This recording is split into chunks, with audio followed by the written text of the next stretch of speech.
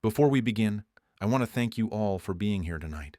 If you like my stories, please consider giving me like and subscribe. It means the whole world to me. Enjoy the stories, and I hope you get the scare you're looking for. The air in Millhaven was thick with the scent of pine and damp earth, a heavy stillness that clung to Sarah's skin as she stepped out of her car.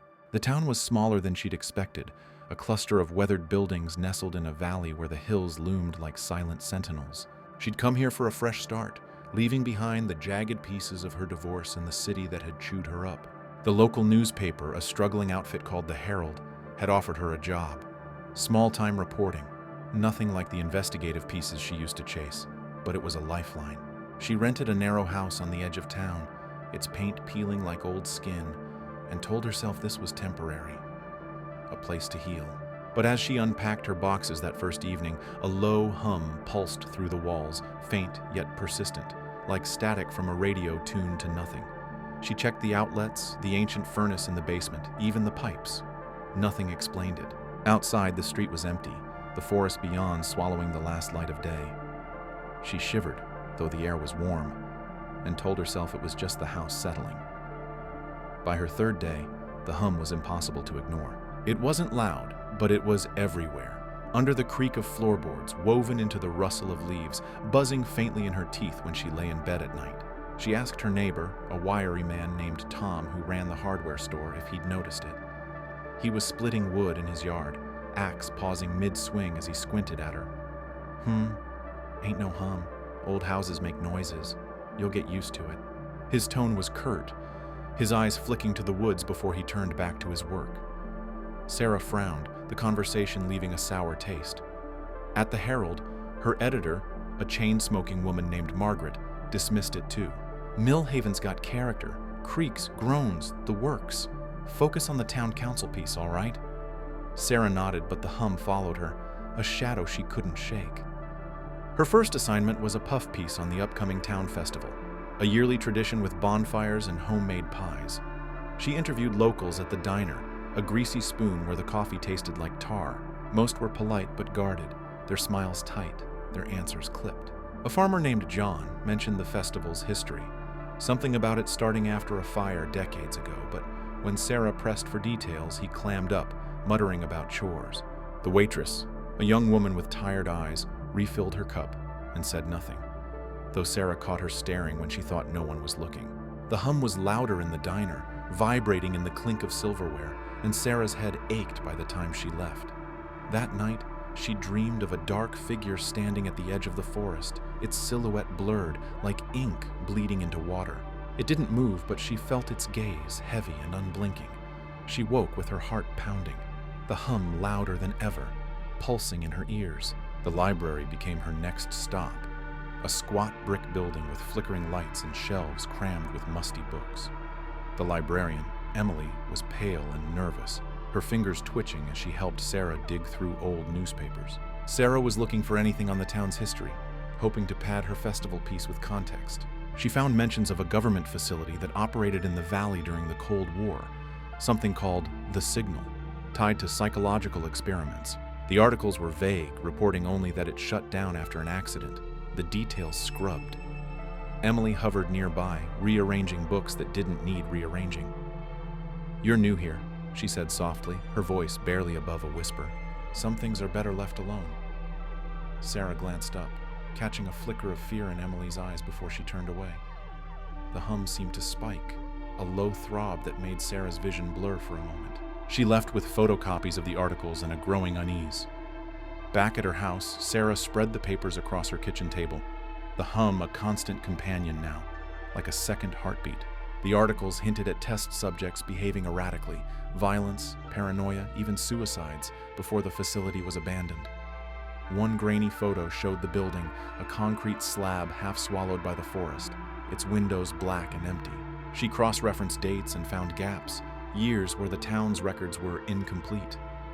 The hum grew sharper as she read, and her phone rang. The screen blank, no caller ID. She answered, hearing only static laced with faint whispers, words she couldn't make out. She hung up, her hands shaking, and noticed a new note on her table, written in her own handwriting. "They hear you." She hadn't written it. She checked the doors, locked, the windows shut. The hum pulsed louder, and in the silence that followed, she heard a creak from the attic. Sleep became a battle. The nightmares came every night now, the dark figure closer each time, its presence suffocating. She'd wake gasping, the hum vibrating in her chest, and find things out of place. Her keys on the wrong hook, her notebook open to a page she hadn't touched. At the Herald, she tried to focus, but the townsfolk's behavior gnawed at her. During a town council meeting, she noticed them pause mid-conversation, heads tilting slightly, as if listening to something distant. The hum spiked at that moment, and Sarah's pen slipped from her hand, her vision swimming. Margaret caught her staring and snapped, "Get it together, Sarah, you're not in the city anymore." But Sarah saw it in Margaret's eyes too, a flicker of something blank, like a machine rebooting.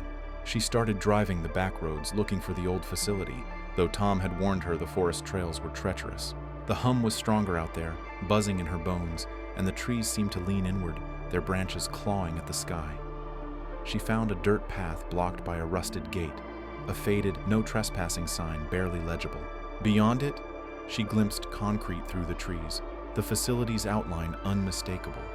Her car radio crackled, spitting static, and a voice that said her name before she shut it off.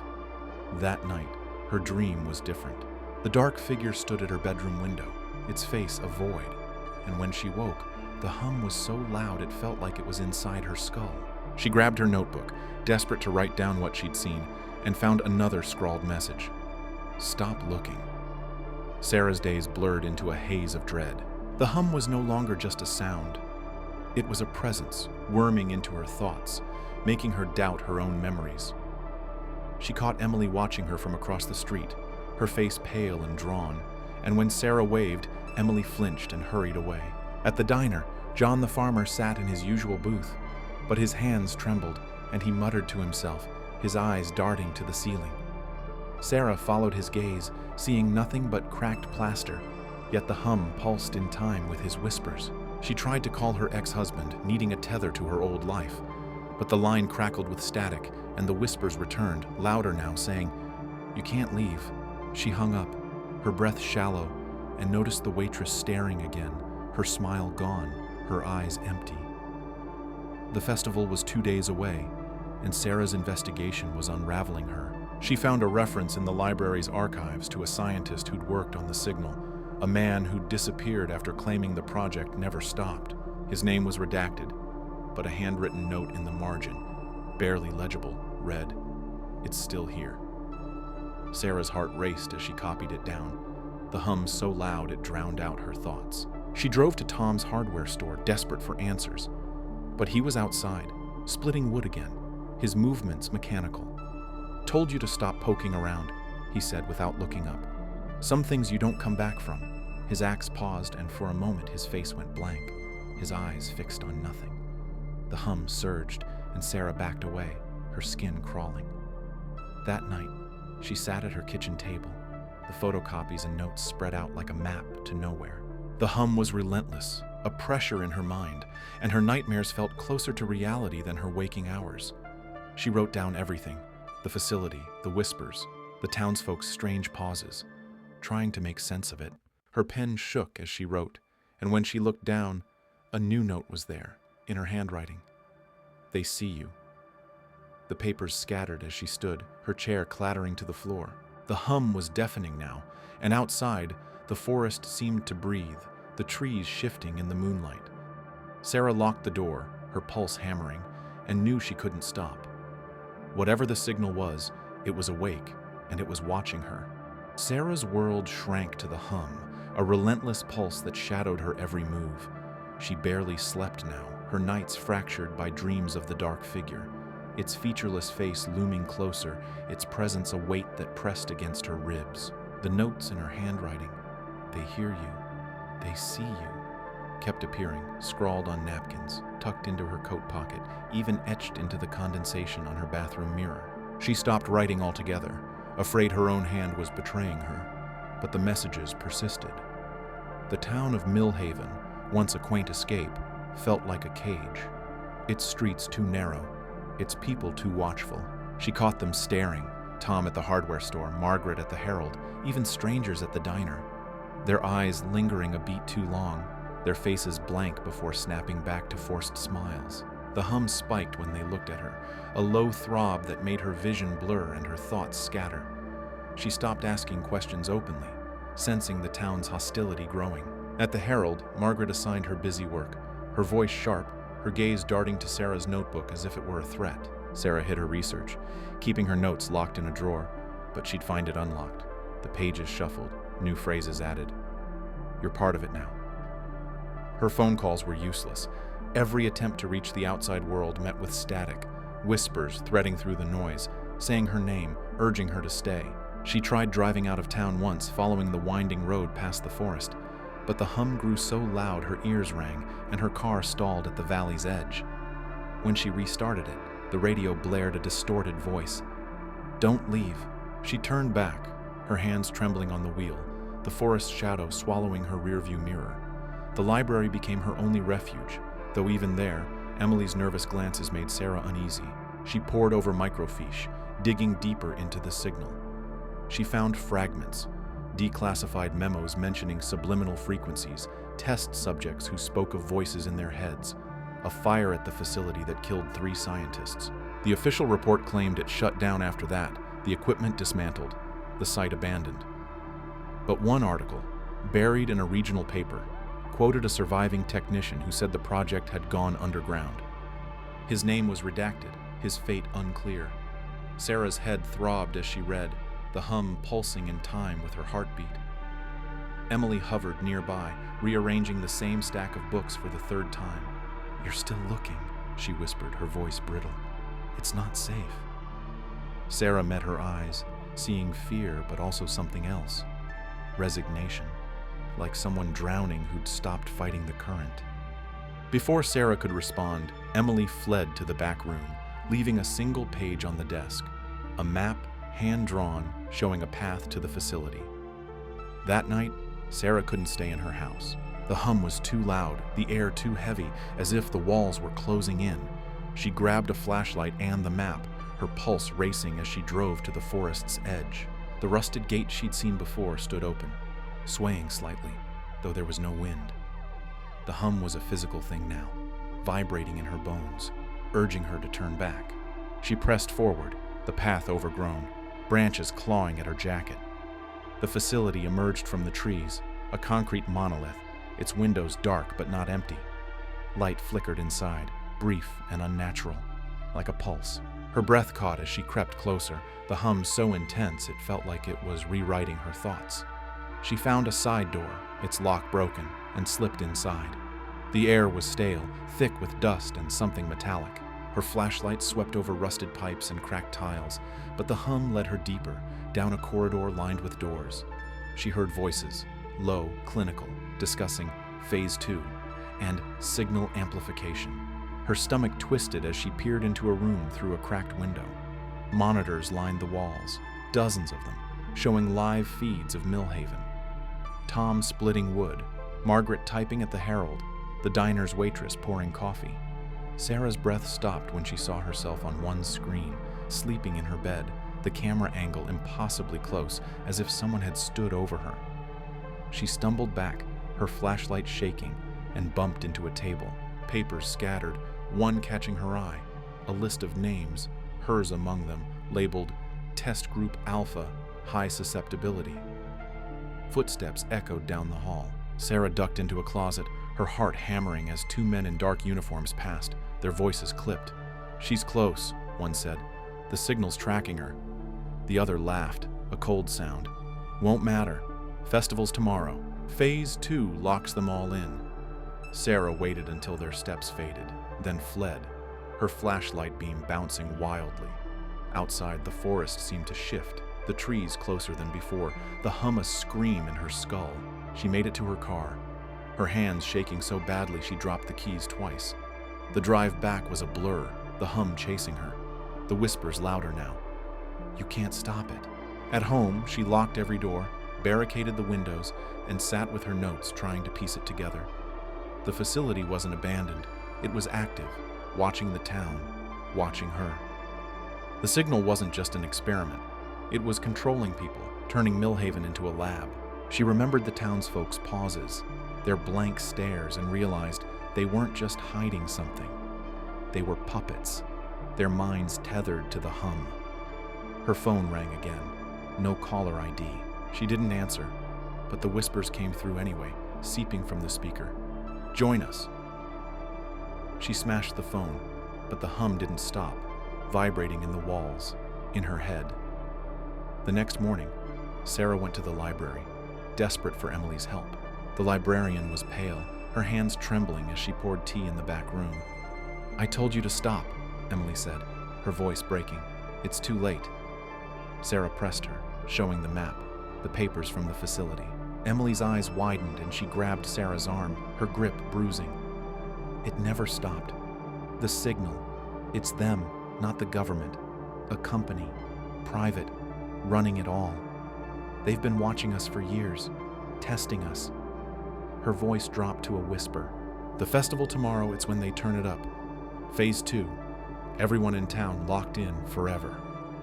Sarah's blood ran cold. "Who's they?" she asked. Emily opened her mouth, then froze, her eyes rolling back. She convulsed, tea spilling across the floor, and collapsed, dead, her face frozen in terror. The hum spiked, a deafening roar, and Sarah ran, Emily's words echoing. "Forever." Back at her house, Sarah paced, the hum a constant assault. She couldn't trust anyone. Tom, Margaret, the diner's patrons, all part of it, knowingly or not. She found a flyer for the festival slipped under her door, though she hadn't heard anyone approach. It showed smiling families, but the edges were smeared with faint ink, forming words. "You belong." She burned it in the sink, the flames doing nothing to quiet the hum. She needed help, someone outside the signal's reach. She remembered Jake, a mechanic who lived on the town's outskirts. A loner who'd fixed her car once and barely spoken. He'd seemed different, unaffected, his eyes clear when others were clouded. She drove to his garage, the hum following her, the forest watching. Jake was under a truck, his hands stained with grease. He listened as Sarah spilled everything, the facility, the monitors, Emily's death. His face hardened, but he didn't dismiss her. "I don't hear the hum," he said, wiping his hands. "Never have. Doc says it's something in my head, a condition. Makes me immune, maybe." He showed her a box of papers he'd found years ago, dumped near his garage, blueprints of the facility, memos about frequency modulation, a list of resistant subjects with his name circled. "I knew something was wrong," he said. "Town's been off since I was a kid. People change, go quiet, like they're listening to something I can't hear." Sarah felt a flicker of hope, but the hum pulsed, and her vision blurred. Jake steadied her, his grip firm. "Festival's tomorrow," he said. "We hit the facility then when they're distracted. Shut it down." They planned through the night, the hum a constant threat, Sarah's nightmares bleeding into her waking thoughts. She saw the dark figure in every shadow, its void face watching from the corners of her vision. Jake's immunity was their only edge, but Sarah felt the signal pulling at her, whispering through the hum, promising peace if she gave in. Her notes were scattered again when she checked. A new message in her handwriting. "You're already theirs." She tore it up, her hands shaking, and clung to Jake's plan. The facility was the key, and tomorrow they'd destroy it, or die trying. The hum grew louder, the air thick with dread, and Sarah knew the signal was waiting, ready to claim her. Sarah's world was unraveling. The hum no longer just a sound, but a force burrowing into her mind, twisting her thoughts like roots through soil. She and Jake had a plan, to infiltrate the facility during the festival, when the town would be distracted by bonfires and music, and sabotage whatever powered the signal. But the hum was relentless, a tidal wave in her skull, and every step felt like wading through quicksand. Her house was no longer safe. The walls seemed to pulse with the hum, and her notes were a chaos of scrawled warnings in her own handwriting. "You can't fight it. It knows you." She burned them in the backyard, the smoke stinging her eyes, but the words lingered in her head. The festival was hours away, and the town buzzed with a false cheer, decorations strung across streets. Yet the air was heavy, the townsfolk's smiles too rigid, their eyes darting as if tethered to an unseen command. Jake met her at his garage, his face grim, a duffel bag packed with tools and a crowbar. He'd sketched a rough layout of the facility from the blueprints, marking the power grid as their target. "We get in, cut the main line, get out," he said, his voice steady despite the tension in his jaw. Sarah nodded, clutching the map Emily had given her, its edges frayed from her nervous grip. The hum was louder now, a vibration that made her teeth ache, and she caught glimpses of the dark figure from her dreams and reflections. Her car window, a puddle, the polished steel of Jake's tools. It was closer, its featureless face a void that seemed to pull at her. She didn't tell Jake. He was her anchor, his immunity to the signal the only thing keeping her from collapsing under the weight of it. They drove to the forest's edge under a sky bruised with clouds, the festival's distant music a hollow echo. The rusted gate to the facility's path was wide open now, as if inviting them. The hum was a roar here, shaking the trees, and Sarah's vision blurred, her steps faltering. Jake grabbed her arm, his grip bruising. "Stay with me," he said, his eyes searching hers. She nodded, but the whispers were back, slithering through the hum. "You're home." The facility loomed ahead, its concrete walls streaked with moss, its windows glowing with that unnatural light. They slipped through the same broken door Sarah had used before, the air inside thick with that metallic tang, now mixed with something acrid like burning wires. The corridors were a labyrinth, lit by flickering fluorescence that buzzed in sync with the hum. Sarah's flashlight trembled in her hand as they moved deeper, passing locked doors and walls scrawled with equations she couldn't decipher. The monitors were everywhere now, lining every room, showing Millhaven's festival in real time. Children laughing, couples dancing, all with that same blank stare Sarah had seen in Tom, Margaret, everyone. One screen caught her eye. It showed her house, her bedroom, her sleeping form from last night, but the angle was wrong, too high, as if the camera were in the ceiling.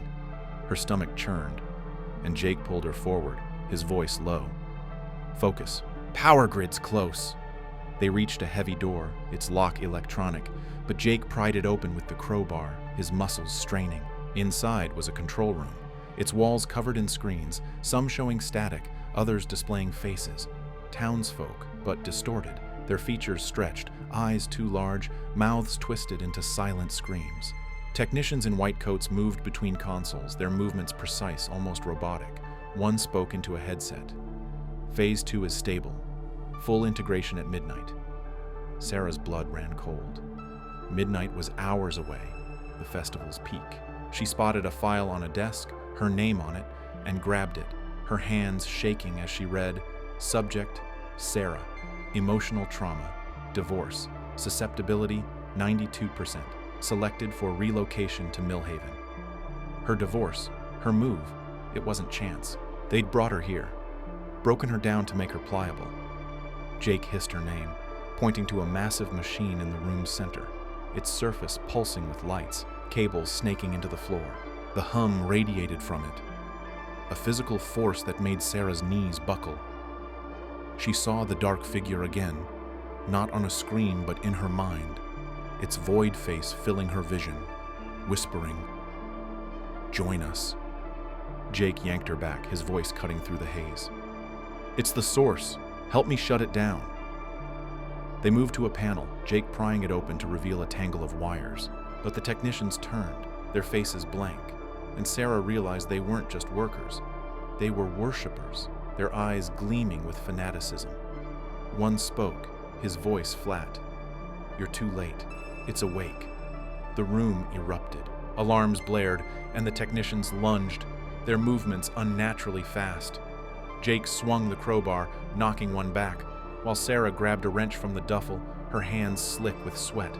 The hum was deafening, a scream that clawed at her mind, and the dark figure appeared again, now standing among the technicians, its form flickering like static. Jake shouted, ripping wires from the panel, sparks flying, but the machine pulsed brighter, and Sarah felt it. The signal wasn't just sound, it was alive, a presence that fed on her fear, her doubt, her pain. The monitors flickered, showing not just Millhaven but cities.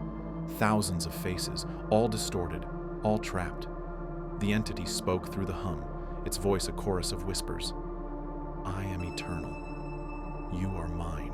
Sarah's vision swam, the entity's words wrapping around her thoughts, promising peace, power, an end to her pain. She saw her ex-husband's face, her old life, all her failures, and the entity offered to erase them. Jake grabbed her, shaking her, his voice desperate. Don't listen! It's using you! He shoved a knife into her hand, pointing to a thick cable at the machine's base. Cut it! Aunt Sarah hesitated, the entity's pull like a tide, but she saw Jake's eyes, clear and human, and slashed the cable. Sparks exploded and the machine screeched, a sound that wasn't mechanical but alive, wounded. The technicians screamed, collapsing, their faces twisting like the monitors. The entity fought back, invading Sarah's mind with visions, a world of gray, people moving in unison, their eyes empty, the signal everywhere. She saw herself among them, smiling, hollow. Jake yanked more wires, shouting, "Keep going!" Sarah cut another cable, her hands bleeding, the hum now a wail that shook the walls. The dark figure lunged from her mind into reality, a shadow that reached for her, its touch cold as death. She screamed, slashing wildly, and Jake threw his weight against the machine, toppling a panel. A final explosion rocked the room, fire blooming, and Sarah fell, the hum cutting off like a severed nerve. She woke in darkness, pain searing her side, the facility collapsing around her. Jake was gone, buried under rubble, his hand limp. She crawled free, the forest swallowing the facility's ruins as she staggered to her car. The hum was silent, the air still, but her mind felt wrong, heavy, like something had taken root.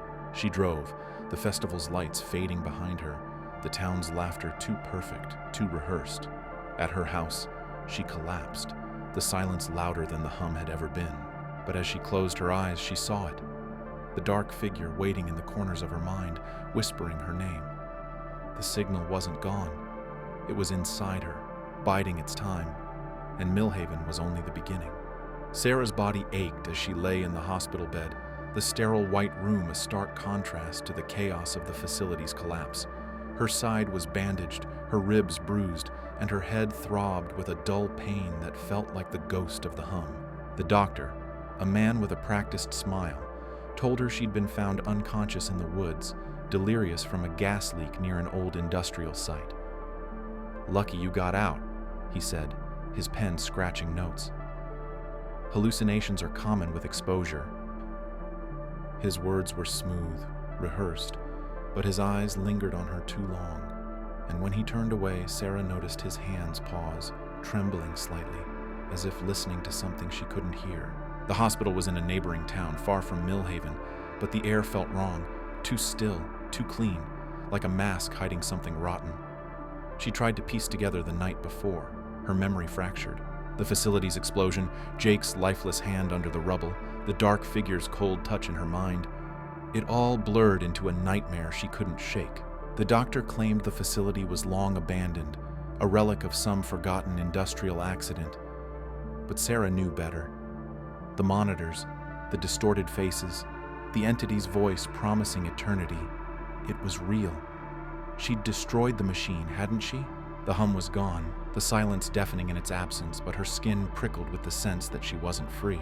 Her reflection in the bedside water glass caught her eye, and for a moment she saw it, the dark figure standing behind her, its void face flickering like static. She blinked, and it was gone, but her heart pounded, her breath shallow.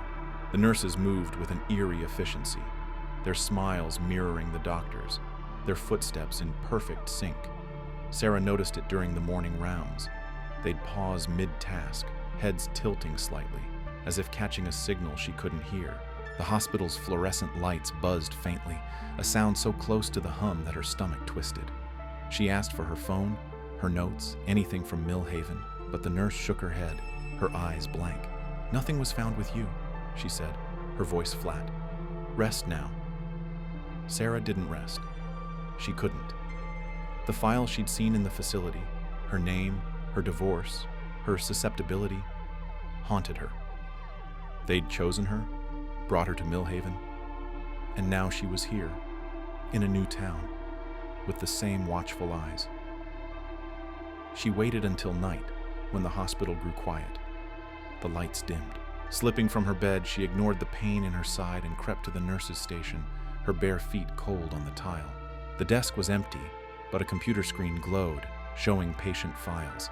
She typed her name, her fingers trembling, and found her record. Admitted post-exposure. Monitor for compliance. Compliance. The word sent a chill down her spine. She searched for Millhaven, finding only a brief report. Gas leak at abandoned site. No casualties. Festival proceeded as planned. No mention of Jake, Emily, or the facility's true purpose. It was as if the signal had erased itself, rewritten the truth. A noise made her freeze. A low buzz, not from the computer, but from the lights above. It was faint, but it was there. The hum's echo, stirring the air like a predator waking. She backed away, her pulse racing, and saw a nurse at the hall's end, staring, her head tilted, her eyes reflecting the fluorescent glow. Sarah ran, her hospital gown flapping, the buzz growing louder, seeping into her thoughts. She found a stairwell, descending to the ground floor, her breath ragged. The exit was locked, a keypad blinking red. She pounded on the door, her fists bruising, but no one came. The buzz was in her head now, whispering her name, and she saw the dark figure again, not in a reflection, but in the shadows, its form sharper, closer, its voice a hiss. "You carried me." Sarah stumbled back, the realization hitting her like a blow. The signal hadn't died in the explosion. It had used her, hitched a ride in her mind, her body spreading to this new place. She remembered the entity's visions in the facility, a world of empty-eyed drones, and saw it now in the nurse's blank stare, the doctor's trembling hands. The hospital was infected, just like Millhaven. She slid to the floor, her hands clawing at her scalp, trying to silence the buzz, but it was inside her, a parasite rooted deep. The dark figure loomed, its void face inches from hers, and she felt it, her thoughts bending, her will fraying, the signal rewriting her from within. She forced herself up, driven by a flicker of defiance. She had to warn someone, stop it before it spread further. She found a fire alarm and pulled it, the blare cutting through the buzz, shattering the hospital's silence. Doors slammed open, patients and staff spilling into the halls, their faces a mix of confusion and that same eerie synchronicity.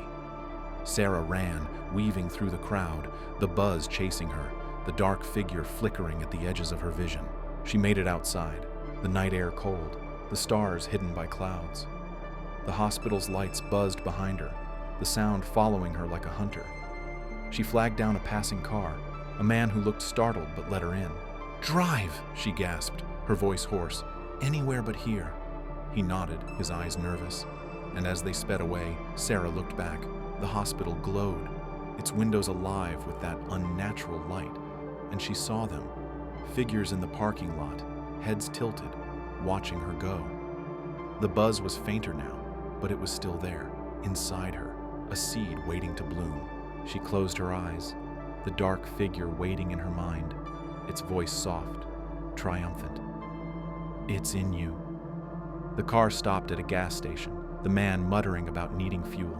Sarah stumbled out, her legs weak, and saw her reflection in the station's glass door. The dark figure stood behind her, its form solid now, its void face smiling without a mouth. She backed away, her breath hitching, and realized the buzz was louder here. In this new town, in the hum of the station's lights, in the way the cashier's head tilted as he watched her. She whispered, "It's in me," her voice breaking, knowing the signal had won. It hadn't just survived, it was spreading, using her as its vessel, and nowhere was safe. In a distant town, a young woman stepped off a bus, her suitcase heavy, her eyes tired from a long journey. She'd taken a job at a small newspaper, a fresh start after a messy breakup. As she walked the quiet streets, a low hum pulsed through the air, faint but persistent, like static from a radio tuned to nothing. She shook her head, blaming the wind, and kept walking, unaware of the shadow watching from the edge of the woods, its featureless face a void, waiting. The Vein Market. The air in the apartment was stale, heavy with the scent of unwashed dishes and damp laundry. The journalists sat hunched over their laptop, the screen's blue glow casting shadows across their face. The cursor blinked in an empty document, mocking their inability to string together a single sentence for the freelance gig that was already overdue. Rent was late again, the third notice pinned to the fridge like a scarlet letter. Their phone buzzed with another debt collector's call, ignored with a flick of the thumb.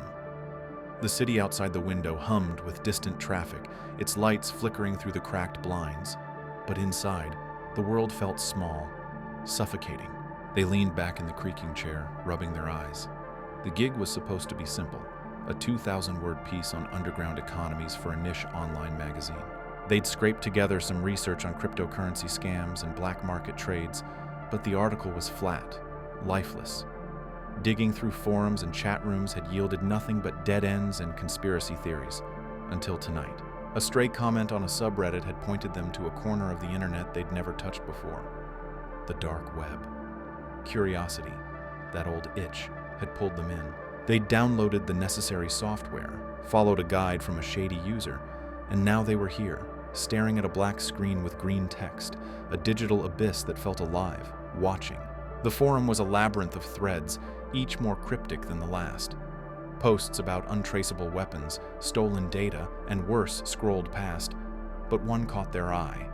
An advertisement, stark in its simplicity. Volunteers needed for cutting-edge medical trials, no experience required. Payment $10,000 per session. The number hit like a punch, $10,000. Enough to clear the rent, the debts, maybe even breathe for a month. They clicked the thread, heart thudding. The post was bare, no details, just a form to fill out. Name, age, medical history, psychological conditions. A warning at the bottom. Anonymity guaranteed. Do not share this link. Their fingers hovered over the keyboard. This was reckless, even for them. They'd chased stories before, gone to places they shouldn't, interviewing dealers in back alleys, sneaking into abandoned buildings for a scoop. But this felt different. The dark web wasn't just a place, it was a void, a space where rules didn't exist. Still, the money. They could see it, tangible, pulling them out of the hole they'd been sinking into for months. They created a burner account, typed in their details, age 29, no major health issues, a lie about their mental state, and hit submit. The screen refreshed, and a message appeared. Application received. Await further instructions. Sleep didn't come that night. The journalist lay on their lumpy mattress, staring at the ceiling, the laptop's hum a faint echo in the room. What had they done? The forum's warning looped in their mind, but so did the promise of $10,000. They imagined paying off the landlord, buying groceries that weren't instant noodles, maybe even replacing the laptop that crashed every hour. But beneath the hope, a seed of dread took root. They'd given their information to strangers, faceless entities on a platform built for secrecy. The thought made their skin prickle, as if someone was already watching. 2 days later, an email arrived. Not in their regular inbox, but in the encrypted app tied to the dark web browser. The subject line was blank, the body a single paragraph. Congratulations, you have been selected for the trial. Sign the attached contract and await further instructions. Payment will be wired upon completion of the first session. The contract was a dense wall of text, legal jargon that seemed to twist in on itself. Words like waiver of liability, proprietary procedures, and full surrender of biological data stood out, each one a red flag they chose to ignore. They scrolled to the bottom, where a digital signature box waited. Their hand trembled as they typed their initials. The cursors blinked like a heartbeat. A second message followed, instructing them to attend a clinic in the industrial district on the edge of the city. No address was given, just GPS coordinates and a directive to arrive alone. The journalists stared at the screen, the weight of their decisions settling in their chest. They'd covered enough stories to know that nothing this secretive was ever clean, but the money was a siren call, drowning out reason. They packed a small bag, notebook, pen, phone, a half-empty water bottle, and left the apartment, locking the door behind them. The city's industrial district was a maze of rusted warehouses and cracked asphalt, the kind of place where the streetlights flickered and died. The journalists' sneakers crunched against gravel as they followed the GPS, the coordinates leading to a squat, unmarked building tucked between two abandoned factories. The windows were blacked out, the door a slab of steel with a single keypad. They punched in the code from the email, and the door buzzed open, revealing a sterile hallway lit by harsh fluorescence. A woman in a white coat greeted them, her smile too tight, her name tag blank. "You're here for the trial. she said, not a question. She led them to a waiting room, empty except for a row of plastic chairs and a stack of outdated magazines. The journalists sat, clutching their bag, the silence pressing against their ears. The air smelled of antiseptic, sharp and unnatural. Another person entered, a young man in his early 20s, his hands fidgeting in his lap. He glanced at them, eyes wide, like a trapped animal. "You here for the money too?" he whispered, voice barely audible. They nodded, unsure what to say. "Heard anything about this place?" he pressed, leaning closer. "I saw something on the forum. People saying the last group didn't come back." The journalist's stomach twisted, but before they could respond, the woman in the white coat returned, calling their name. The procedure room was colder than the hallway, the air heavy with the hum of machinery. A metal table sat in the center, surrounded by trays of gleaming instruments and vials filled with a faintly glowing liquid. The journalists lay back as instructed, their pulse hammering in their throat. A man in a surgical mask entered, his eyes flat and unreadable. "Just a routine blood draw and injection," he said, his voice clipped. "You'll feel a slight pinch." The needle slid into their arm, cold and sharp, drawing a thin stream of blood into a syringe. Then came the injection, a slow burn that spread through their veins like liquid fire. They gritted their teeth, staring at the ceiling, counting tiles to distract from the pain. The young man from the waiting room was next, his procedure in an adjacent room. Through the thin walls, the journalist heard his voice, high and panicked, cut off by a muffled thud. They sat up, heart racing, but the man in the mask waved them down. "He's fine," he said, though his tone held no warmth. "Some people react strongly to the injection." The journalist nodded, unsure if they believed him. They were handed a bottle of water and told to return in a week for a follow-up. As they left, they glanced at the other room, but it was empty. The young man gone. Back in their apartment, the journalist couldn't shake the unease. Their arm ached where the needle had pierced, a dull throb that pulsed with their heartbeat. They opened their laptop, returning to the dark web forum, scrolling through threads for any hint of what they'd signed up for. Most posts were vague, coded in language that danced around specifics, but one caught their eye. "Don't trust the clinics. They take more than they give." The user's profile was deleted, their posts locked. The journalist's arm itched, and when they rolled up their sleeve, a faint rash had spread from the injection site, red and jagged, like veins under the skin. That night, sleep was a distant hope. They tossed on the mattress, the rash burning, their dreams fragmented with images of needles and glowing vials. They woke in a cold sweat, the room dark except for the laptop's glow. A new message waited in the encrypted app. "Follow-up scheduled. Do not discuss the trial with anyone." The words felt like a threat, sharp and final. They stared at the rash, now spreading across their forearm, the lines twisting into patterns that didn't look natural. Their hands shook as they reached for the laptop, the forum's green text pulling them back in. They needed answers, and the dark web was the only place to find them. The forum was a rabbit hole, each thread leading to darker corners. The journalists scrolled through posts, their eyes burning from the screen's glare. Most were cryptic, users speaking in half sentences about the market and bidders. One thread, buried deep, mentioned the trials explicitly. "They pay well, but you don't come back the same. Check the streams if you don't believe me." The word streams sent a chill down their spine. They clicked a link to a private chat, where a user claiming to be a hacker offered information for a price. Desperate, the journalist messaged them, offering details from their clinic visit in exchange for answers. The hacker responded quickly, their tone brusque. "You're in deep already. The trials aren't just experiments, they're shows. People pay to watch. Rich people. Sick people." The journalist's stomach churned as they typed a reply, asking for proof. The hacker sent a file, a grainy video labeled only with a string of numbers. They hesitated, then clicked play. The footage showed a sterile room, a person strapped to a table, their screams muted as masked figures injected something into their chest. Text scrolled across the bottom, a chat log of users placing bets on how long the subject would last. The journalist slammed the laptop shut, their breath ragged. The rash on their arm pulsed, hotter now, as if it knew they'd seen too much. They paced the apartment, the walls closing in. The video had been real, too real. The person on the table could have been them. or the young man from the clinic. They thought of his nervous whispers, his empty chair. Had he known? They opened the laptop again, messaging the hacker. "Who's behind this?" The reply was curt. "Don't ask questions you can't handle. Keep going to the clinic, or they'll find you." The threat hung in the air, heavier than the city's hum outside. The journalist's arm burned, the rash now curling toward their elbow, its edges sharp like a map of something sinister. They wanted to run, to delete the forum and forget the money, but the contract's weight anchored them. They'd signed it. They'd taken the injection. There was no going back. The week passed in a blur of paranoia.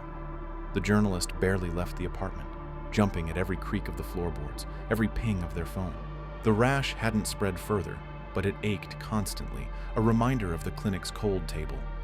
When the day of the follow-up arrived, they considered skipping it, but the encrypted app buzzed with a new message. Attendance mandatory. Non-compliance will result in consequences. The word consequences lingered, vague but heavy. They grabbed their bag and headed back to the industrial district, the city's decay mirroring their own dread. The clinic was busier this time, the waiting room filled with people, some pale and trembling, others staring blankly at the floor. The journalist recognized no one from their first visit, not even the young man. They sat, clutching their notebook, the rash hidden under a long sleeve. A woman in her 30s, her face gaunt, sat beside them. She didn't speak, but her eyes darted to their arm, as if she knew. The same woman in the white coat called their name, leading them to a different room, this one larger, with a machine that looked like a cross between an MRI and something industrial, its surface etched with unfamiliar symbols. The procedure was different this time. The man in the mask, maybe the same one, maybe not, explained it was an implant, to monitor your progress. The journalist lay on the table, their heart pounding as a needle pierced their arm, deeper than before. Something small and hard slid under their skin, a cold weight that settled like a stone. They gasped, the pain sharp and lingering. "It'll settle," the man said, his voice flat. "Don't touch it." Through the walls they heard a muffled cry, cut short. They thought of the young man again, his absence louder than any scream. As they left, they passed the woman from the waiting room, her eyes meeting theirs for a moment. She mouthed something, "Run," before a staff member ushered her away. The journalist's arm throbbed, the implant of foreign presence under their skin. They stepped into the street, the city's noise swallowing them, but the feeling of being watched clung like damp air. Back in their apartment, they rolled up their sleeve, the rash now circling the implant site, its lines pulsing faintly as if alive. The laptop sat open, the forum waiting. They typed a message to the hacker, their fingers shaking. "What's in me?" The response came instantly. "You're not just a volunteer, you're a product." The journalist's apartment felt smaller than ever, the walls pressing in as the laptop's glow bathed the room in sickly light. The hacker's words, "You're not just a volunteer, you're a product," looped in their mind, each syllable a weight on their chest. The rash on their arm had spread, its jagged lines now curling past their elbow, pulsing faintly where the implant sat beneath their skin. It wasn't just an ache anymore. It moved, a subtle twitch like a second heartbeat. They hadn't slept properly in days, their dreams fractured by images of sterile tables and masked faces. The dark web forum was their only lead, a digital abyss that promised answers, but delivered dread. They opened the encrypted app, the hacker's chat window still active. "What do you mean? A product?" they typed, fingers trembling. The response was slow, each word deliberate. "The trials are a market. They call it the vein market. Your body, your pain, it's all for sale. Bidders pay to watch, to choose what happens next." The journalist's stomach churned, the room tilting. They asked for more, but the hacker was cagey, demanding information in return. Details about the clinic, the implant, anything they'd seen. Desperate, they shared what they could. The sterile rooms, the glowing vials, the missing young man from their first visit. The hacker sent another file, a grainy still from a live stream. A person strapped to a table, their chest sliced open, masked figures hovering like vultures. The chat log below was a frenzy of bets, users wagering on survival times, organ yields, pain thresholds. The journalist's breath hitched. They zoomed in on the image. The subject's face blurred but human. Too human. Was it the young man? They couldn't tell. Their arm throbbed, the implant pulsing in sync with their panic. The hacker's next message was a warning. They're tracking you through that thing in your arm. It's not just a monitor, it's a leash. If you stop showing up, they'll come for you. The journalist slammed the laptop shut, their reflection distorted in the dark screen. They paced the apartment, the city's hum outside a distant roar. The implant felt heavier, a foreign weight burrowing deeper. They scratched at the rash, the skin raw and hot, as if it was trying to speak. The apartment wasn't safe anymore. They felt it in the creaks of the floorboards, the flicker of the streetlights through the blinds. Someone had been here. Nothing was missing, but a chair was slightly askew, a drawer left an inch open. They grabbed their bag, stuffing in the laptop, notebook, and a change of clothes, and left, the door's lock clicking behind them like a final warning. The city swallowed them, its alleys and neon signs a maze they navigated on instinct. They needed answers, and the hacker was their only threat, fragile as it was. They found a dingy internet cafe, the kind with sticky keyboards and flickering monitors, and logged back into the forum. The hacker was waiting. "Meet me," they wrote, sending coordinates to a derelict part of the city. "Bring everything you've got." The meeting spot was a crumbling warehouse, its windows boarded, the air thick with rust and decay. The journalist clutched their bag, the implant pulsing under their sleeve. The hacker was a shadow in a hoodie, their face obscured, voice low and clipped. "You're in too deep," they said, handing over a USB drive. "This has more footage, more proof, but you're on your own now." The journalist handed over their notebook, pages scrawled with clinic details, and the hacker vanished into the dark. Back at the cafe, they plugged in the drive, their heart pounding.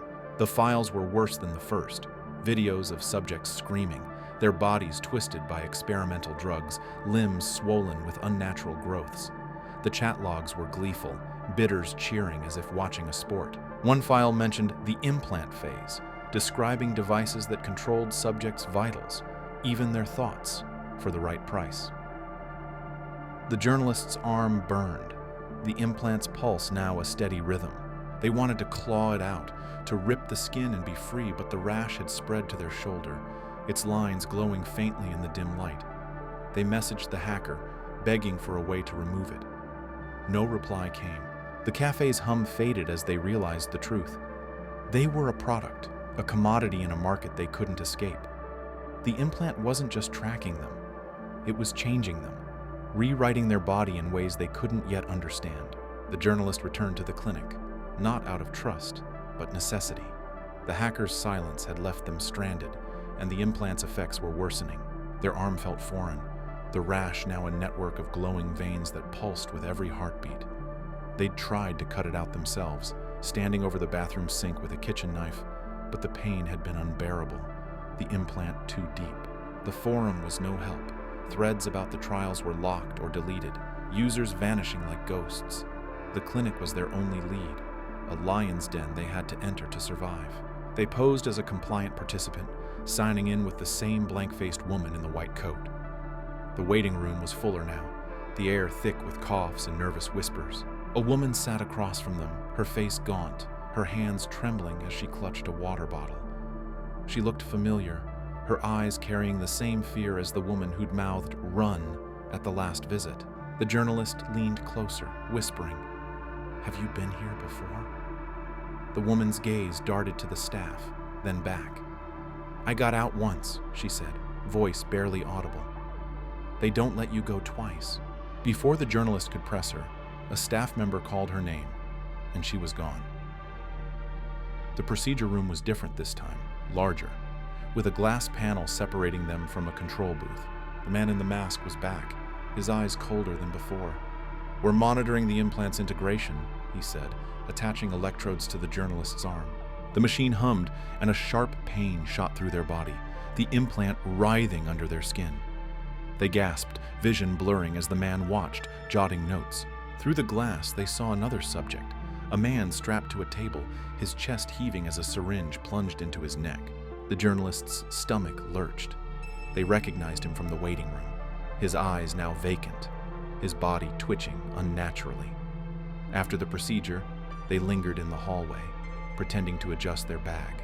The woman from the waiting room slipped out of a side room, her face pale but determined. She grabbed their arm, pulling them into a storage closet. "You're new," she whispered. "You don't know what this is." She told them her story. She'd been a volunteer like them, but escaped after witnessing an experiment go wrong. A subject's organs harvested while they were still alive, their screams broadcast to bidders. "They're not doctors," she said. "They're butchers!" She pressed a USB drive into their hand, identical to the hackers. "This has proof. Get it out or we're all dead." The journalist nodded, heart racing, and slipped the drive into their pocket. They left the closet, but a security guard's shadow loomed at the end of the hall. They ducked into another room, their breath shallow, and waited until the footsteps faded. The drive felt heavy, a ticking bomb. They escaped the clinic, the city's industrial sprawl swallowing them. But the implant's pulse was stronger now, a constant reminder of their leash. Back in their apartment, they plugged in the drive, the files confirming the woman's story. Videos of dissections, genetic experiments, subjects reduced to data points for profit.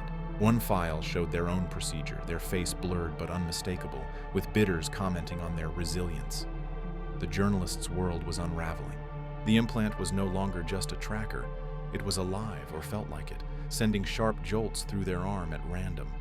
The rash had spread to their chest, its glowing veins visible through their skin, a map of their betrayal.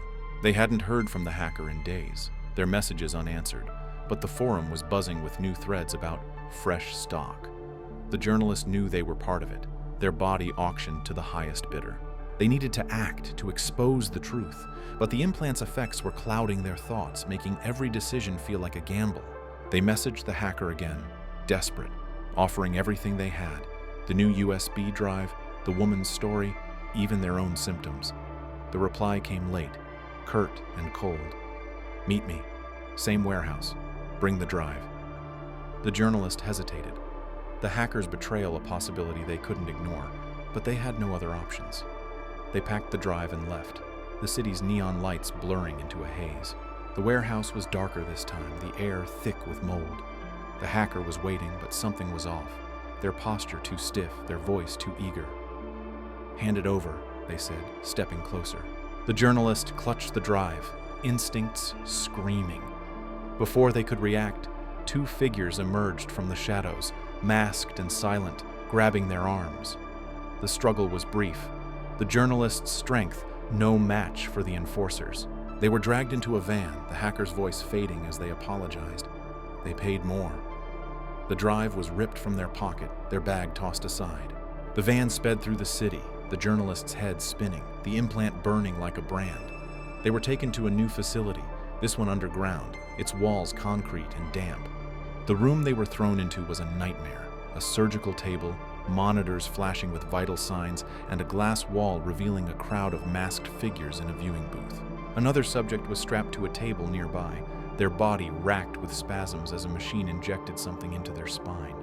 The monitors showed a live stream, bidders' comments scrolling. "Increase the dose. Make it quick. I want to see pain." The journalist's knees buckled, the implant's pulse now a deafening rhythm. They were next. They knew it. The masked figures in the booth watched, their silence louder than the subject's screams.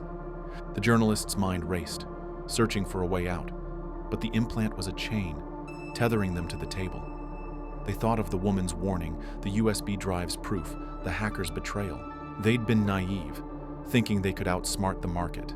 Now they were its product, their body a canvas for bidders' whims. The journalist woke on a cold floor, their wrists bound, the implant's pulse a dull ache. The room was different, smaller, with a single flickering bulb. The woman from the clinic stood over them, her face bruised but resolute. "I got you out," she whispered, cutting their restraints with a stolen scalpel. "But we don't have long." She explained her plan. She'd been hiding in the facility, sabotaging equipment, waiting for a chance to strike. The USB drive was gone, taken by the enforcers, but she knew where the main server was, a hub storing all the trial data. If they could reach it, they could leak everything to the surface web, exposing the vein market to the world. They moved through the facility's corridors, the air thick with the smell of antiseptic and blood. The woman led, her step sure despite her trembling hands. She told them her story as they crept along.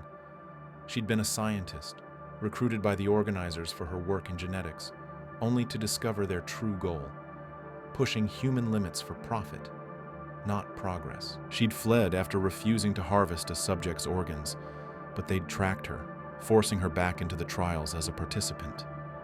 Her guilt was a mirror to the journalists, their shared desperation binding them. They reached the server room, a cavernous space lined with humming machines. The woman hacked the system, her fingers flying over the keyboard, uploading the data to a public server. The journalist stood guard, the implant's pain flaring with every noise. Footsteps echoed, and they braced for capture, but the woman finished, the upload complete. "One more step," she said, pulling a list from the system. A roster of bidders, their aliases tied to real-world names. Doctors, CEOs, tech moguls. The journalist's blood ran cold. These were people with power, untouchable. The victory was short-lived. Alarms blared and security flooded the corridors. The woman shoved the journalist toward a vent. "Go!" she hissed. "I'll hold them off." They crawled through the duct, the implant screaming in their arm, the rash now glowing bright enough to light their path. Behind them, the woman's shouts were cut short, a gunshot ringing out. The journalist didn't look back, their heart pounding as they emerged into an alley, the city's chaos swallowing them. The implant was killing them, each pulse a countdown, but the list in their pocket was a weapon. They had names, proof, a chance to end it. The journalist hid in a motel, the kind with peeling wallpaper and a flickering neon sign. The implant's effects were unbearable now, their arms swollen, the rash spreading to their neck. They could feel it moving, a living thing inside them, twisting their nerves. The list of bidders was their only hope, but the dark web was fighting back. Their laptop, still functional despite the abuse, was hacked, the screen flashing with a live stream of their own face, captured by the motel's cheap webcam. Bidders' comments scrolled, "They're still alive. Raise the bid. End it now." The journalist's heart stopped. They were being watched, their location exposed. They smashed the webcam, but the damage was done. The woman's sacrifice had bought them time, but not enough. They contacted a journalist they knew, someone with a platform, sending the bidder list and a summary of the trials. The implant pulsed, their vision blurring, but they typed through the pain, every word a defiance. The motel door rattled, footsteps heavy outside. They hid under the bed, clutching the laptop, the rash's glow betraying their position. The door burst open, enforcers storming in, but the upload was complete, the truth slipping into the world. The journalist crawled out a window, dropping into an alley, their bodies screaming with every step. The city was a blur, the implant's pain a constant companion. They found an abandoned warehouse, its shadows a temporary refuge. Sitting against a rusted beam, they opened the laptop, the forum still active. The bidders were panicking, their aliases exposed, but new threads were forming, new trials advertised. The journalist's arm twitched, the implant alive, their body no longer their own. They thought of the woman, her sacrifice, and the young man, his absence a ghost. The truth was out, but the market was endless, a hydra that grew new heads with every cut. The journalist's body was failing, the implant a parasite that fed on their strength. The rash had spread to their chest, their face, its glowing veins a map of their ruin. They hid in the warehouse, the laptop their only link to the outside world. The forum was a battlefield now, users arguing over the leak, some claiming the trials would continue under new management. The journalist's contact confirmed the story was spreading, news outlets picking up the bidder list. But the organizers were ghosts, untouchable. The journalist's thoughts were foggy, the implant's pulses like whispers in their mind, urging compliance. They traced the rash's lines, each one a reminder of their complicity. They'd joined for money, for a story, but now they were the story, a product in a market that traded lives. The woman's words echoed, "They're not doctors, they're butchers." The journalist opened the forum, finding a manifesto buried in a locked thread, a document outlining the organizer's vision. Immortality through experimentation, human bodies as raw material. The woman had been part of it, her guilt a scar she'd carried until her death. The journalist's own guilt was heavier, their choice to sign the contract a wound that wouldn't heal. They messaged their contact, sending the manifesto, their fingers sluggish, the implant's pain blinding. The warehouse creaked, shadows moving in the dark. The journalist's vision swam, the rash's glow illuminating their trembling hands. They'd exposed the truth. But at what cost? The implant was killing them, their body a battlefield for the market's ambitions. They leaned against the wall, the city's hum a distant lullaby, and closed their eyes, the laptop's screen fading to black. The warehouse was a tomb of rust and shadows, its air thick with the stench of decay. The journalist crouched against a crumbling wall, their laptop balanced on their knees, its screen the only light in the darkness. The implant in their arm throbbed, a relentless pulse that synced with the glowing veins of the rash now covering their chest and neck. Each beat was a reminder of their body's betrayal, the foreign device rewriting their nerves, their thoughts. The bidder list, stolen from the facility's server, was their only weapon, a fragile hope that the names of doctors, tech moguls, and faceless elites could bring the vein market down. The woman's sacrifice, her blood on the facility's floor, weighed heavy, urging them to act before the implant claimed them entirely. They opened the laptop, their fingers trembling as they typed a message to their contact. A journalist with a major outlet who'd agreed to amplify the story. The bidder list was attached, along with the manifesto they'd found, a chilling document outlining the organizers' vision of immortality through human experimentation. "This is bigger than me," they wrote, their vision blurring as the implant sent a jolt of pain through their arm. "Get it out there fast." The upload was slow, the warehouse's weak signal stuttering, but it completed, a digital flare sent into the world. They leaned back, their breath shallow, the rash's glow casting eerie patterns on the rusted beams. The city outside hummed, indifferent, its neon lights a distant promise of life they might not reach. The woman's plan had been simple: infiltrate the main facility, the heart of the vein market, and broadcast its horrors to the surface web. She'd given her life for it, and now the journalist was alone, their body a battlefield. They needed to reach the facility, to ensure the data reached the public, but the implant was a ticking clock, its pulses growing erratic, their limbs heavy with unnatural fatigue. They remembered her words. "They're butchers, not doctors." The facility was in the city's underbelly, a hidden lab beneath the industrial district, accessible only through a network of tunnels. The journalist packed their laptop, the manifesto's weight in their mind heavier than the bag on their shoulder, and slipped into the night, the city's alleys swallowing them. The journey was a blur of pain and paranoia. The implant's pulses were sharper now, each one a needle in their veins, the rash's veins glowing brighter, visible through their shirt. They found the tunnel entrance behind a derelict factory, a rusted grate leading to a damp, concrete passage. The air was thick, the walls slick with mold, and every step echoed like a warning. They clutched the laptop, their only proof of the market's existence, and pressed on, the implant's rhythm a cruel metronome. The tunnel opened into a vast underground complex, its steel doors and sterile corridors a stark contrast to the city's decay above. The journalist's heart pounded. They were back in the lion's den, but this time they had a purpose. The facility was a labyrinth of horrors. Through glass panels, they saw rooms filled with subjects, their bodies strapped to tables, machines pumping fluids into their veins. Some were still, their eyes vacant, while others writhed, their screams muffled by gags. The journalist's stomach churned, the implant pulsing in sympathy, as if it knew its kin were nearby. They crept through the corridors, avoiding security cameras, their body trembling with the effort. The server room was their target, a hub where the trial data was stored, live-streamed to bidders across the dark web. If they could access it, they could amplify the leak, ensuring the world saw the truth. They reached the server room, its door unlocked in the chaos of the woman's sabotage. The machines hummed, their screens flashing with live feeds of experiments, bidders' comments scrolling like a grotesque stock ticker. The journalist plugged in their laptop, their hands shaking as they initiated a second upload, linking the facility's servers to public platforms. The implant screamed, their arms seizing, the rash's glow now a beacon in the dim room. Footsteps echoed outside, heavy and deliberate. They were out of time. Security burst in, masked figures with batons, and the journalist was dragged to a surgical room, their laptop left behind, the upload still running. The room was a nightmare made real. A metal table sat under blinding lights, surrounded by trays of blades and syringes. The journalist was strapped down, their arm burning as the implant writhed, its pulses now a deafening roar in their skull. A masked figure loomed, their voice distorted through a speaker.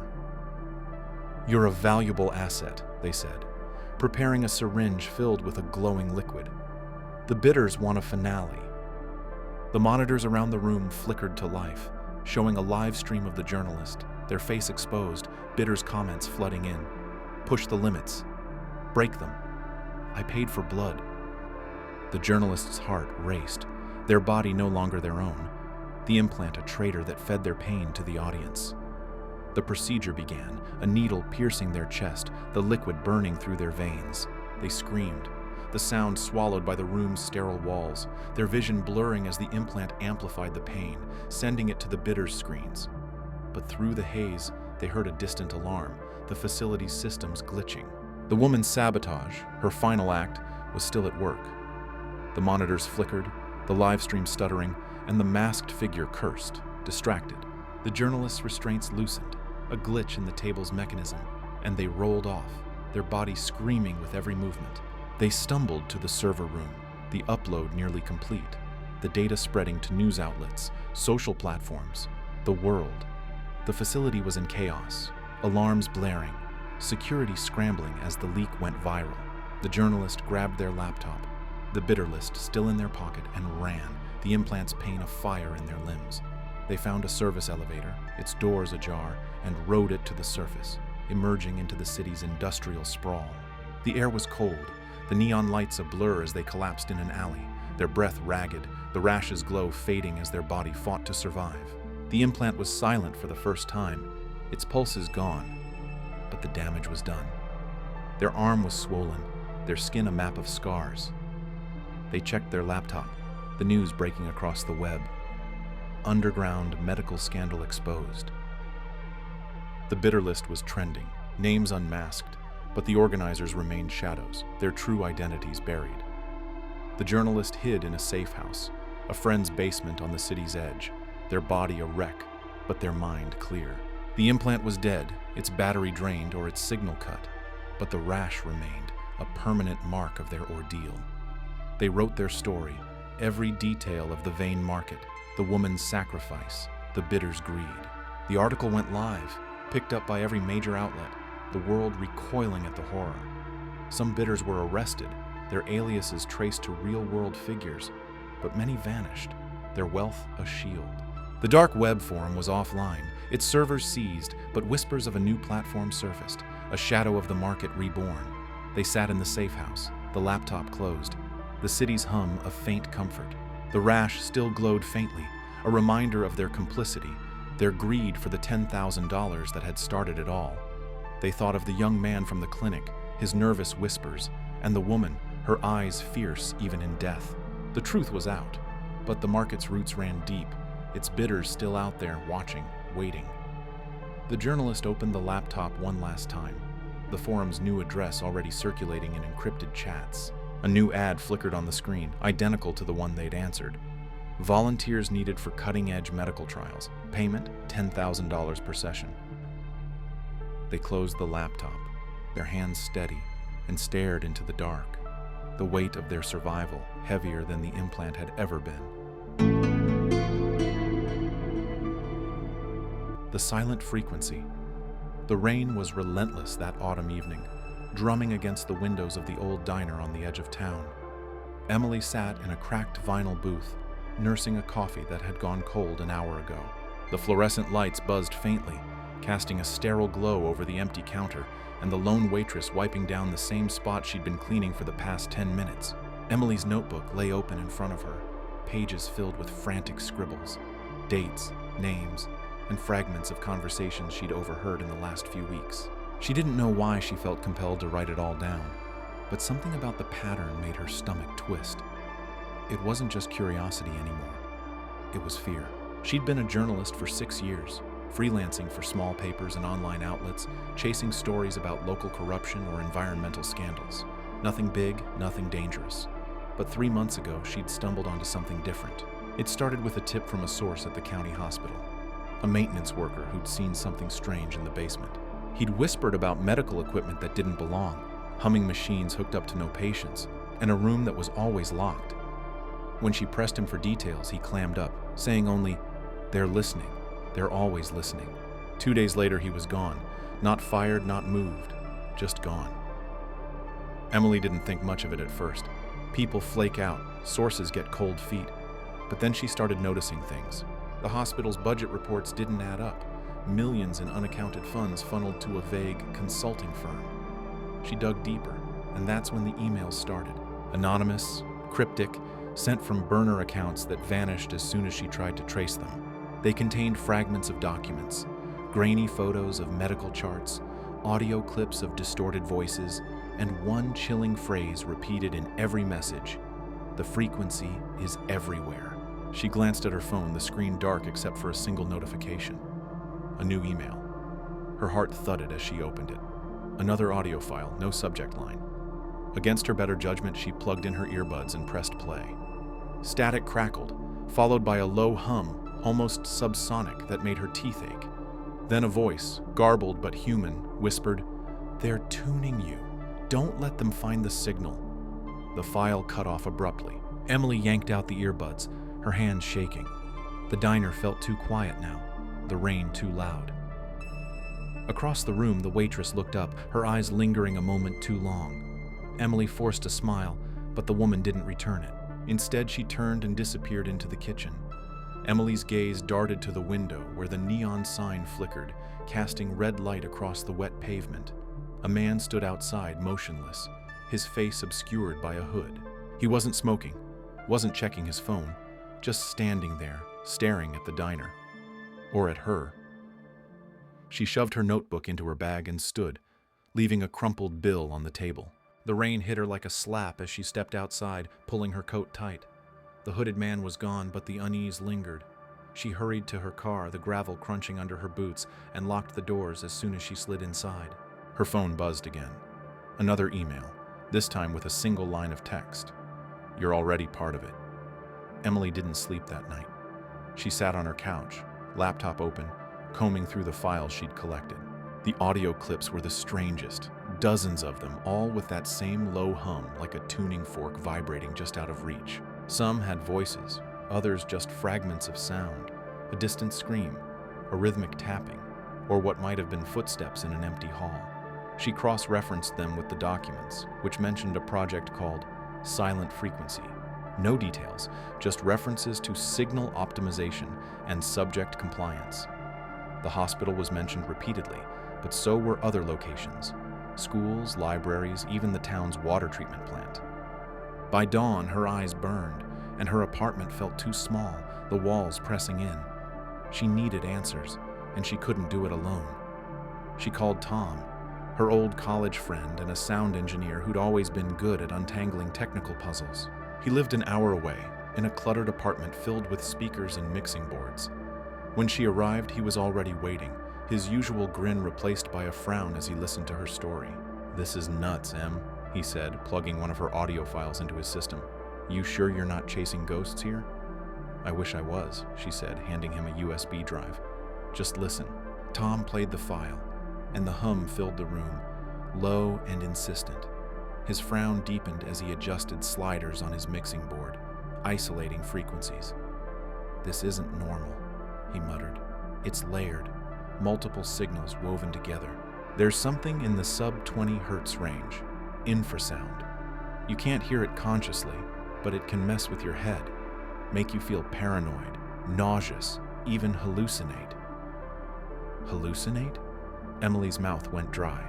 She thought of the hooded man, the waitress's stare, the way her own reflection sometimes seemed to move in the corner of her eye. "Yeah," Tom said, not looking up. "Military's been experimenting with infrasound for years. Crowd control, psychological warfare. But this, it's sophisticated, like it's designed to target specific people." He paused, his fingers hovering over the keyboard. There's a pattern in the signal, too. It's not random. It's almost like a code. A code for what? Emily asked, her voice barely above a whisper. Tom didn't answer right away. He played another file, then another, his expression growing darker. I don't know yet, but whoever made this didn't want it found. The files are encrypted in a way I've never seen. I can crack it, but it'll take time. How much time? She asked. A day, maybe 2. But He hesitated, meeting her eyes. You need to be careful. If this is real, someone's gone to a lot of trouble to keep it quiet. That night, Emily stayed at Tom's, too rattled to go home. She lay on his couch, staring at the ceiling, the hum from the audio files echoing in her mind. She dreamed of a room filled with static, where faceless figures stood in a circle, their heads tilted as if listening to something she couldn't hear. When she woke, her phone was buzzing again. Another email, this one with a photo. Her, standing outside the diner the previous night, rain blurring the image. Below it, a single word. Stop. She showed it to Tom, who cursed under his breath. This isn't a game, Em. You need to go to the cops. And tell them what? She snapped. That I'm getting creepy emails? That I think the hospital's running some secret experiment? They'll laugh me out of the station. Tom didn't argue, but his jaw tightened. He spent the day working on the audio files, his equipment humming as he dissected the signals. By evening, he had something. It's not just a code, he said, his voice low. It's a transmission. The hum carries data, tiny packets of information embedded in the frequency. I managed to decode a fragment. It's coordinates. Coordinates for what? Emily asked, leaning over his shoulder. He typed the numbers into a map, and a pin dropped on the screen. A rural area 20 miles outside town, near an old radio tower that had been abandoned for years. That's where it's coming from, Tom said. Whatever this is, it's being broadcast from there. Emily stared at the screen, her pulse racing. We need to check it out. Are you insane? Tom said. We don't even know what we're dealing with. This could be dangerous. I know it's dangerous, she said. That's why I can't stop. If I do, they win. Tom sighed, rubbing his face. Fine, but we're not going in blind. We need a plan. They drove out the next evening, the sky heavy with clouds. The radio tower loomed in the distance, a skeletal silhouette against the fading light. The road was narrow, flanked by dense woods that seemed to swallow sound. Emily's car rattled over the uneven pavement, and Tom sat in the passenger seat, clutching a flashlight and a portable recorder. If we're doing this, he'd said, we're documenting everything. The tower was surrounded by a rusted chain-link fence, the gate padlocked but easy to climb. Beyond it, the ground was overgrown with weeds, and the air carried a faint metallic tang. The tower itself was ancient, its steel lattice pitted with rust. But at its base was something new, a cluster of sleek black boxes connected by thick cables. They hummed faintly, the same low frequency Emily had heard in the audio files. What the hell is this? Tom whispered, shining his flashlight on the equipment. The beam caught a logo etched into one of the boxes, a stylized wave pattern, like a sound wave. Emily recognized it from the hospital documents, the consulting firm. Before she could answer, a twig snapped behind them. They froze, the flashlight beam swinging wildly. A figure stepped from the shadows, a man in a dark jacket, his face pale and expressionless. You shouldn't be here, he said, his voice flat. Emily's heart pounded. Who are you? She demanded, her voice shaking. The man didn't answer. He raised a hand and the hum from the boxes grew louder, vibrating in her chest. Her vision blurred and a wave of nausea hit her. Tom grabbed her arm, pulling her back. Run, he shouted. They stumbled through the woods, branches clawing at their clothes. The hum followed them, growing louder, burrowing into their skulls. Emily's ears rang and her thoughts felt slippery, like she was losing her grip on reality. They reached the car, and Tom floored the gas, the tires screeching as they sped away. What was that? Emily gasped, her hands trembling. I don't know, Tom said, his knuckles white on the steering wheel. But it's not just a signal. It's doing something to us. Back at Tom's apartment, they tried to make sense of it. The equipment at the tower wasn't just broadcasting a signal. It was manipulating people, maybe even controlling them. The hospital, the water plant, the schools, all places where people gathered, where the frequency could spread. Emily thought of the maintenance worker, the cryptic emails, the way the town had felt off lately. People were quieter, more withdrawn, their eyes glassy as if they were listening to something no one else could hear. Tom pulled up the decoded data again, his face pale. "There's more," he said. "The signal isn't just coming from the tower. It's everywhere. Cell towers, Wi-Fi routers, even the power grid. It's like they've hijacked the entire infrastructure." "Who's they?" Emily asked, though she wasn't sure she wanted the answer. "I don't know," Tom said. "But the coordinates weren't the only thing in the data. There's a list of names, hundreds of them. Yours is on it." Emily's blood ran cold. She grabbed the laptop, scrolling through the list. Her name was there, along with Tom's, the maintenance workers, and dozens of others she recognized. Neighbors, co-workers, even the diner waitress. Next to each name was a status: tuned, pending, or resistant. Hers was marked resistant. "What does this mean?" she whispered. Tom shook his head.